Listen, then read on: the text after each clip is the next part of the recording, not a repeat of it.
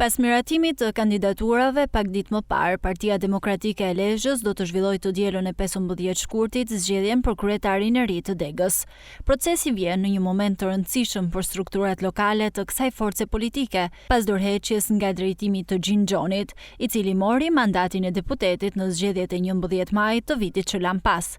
Në garë për drejtimin e Degës janë 4 kandidat me eksperiencë të mëparshme në strukturat e partisë dhe në pushtetin vendor, ku kandidon kryetaria komanduar pas dorëheqjes së Xhinxhonit, Donika Ndoj, ish kryetari i komunës së Shëngjinit Salvador Kaçaj, ish kryetari i Degës së Partisë Demokratike në Lezhë për periudhën 2014-2018, Paulin Marku, si dhe antari i kryesisë së kësaj force politike, Fran Zefi.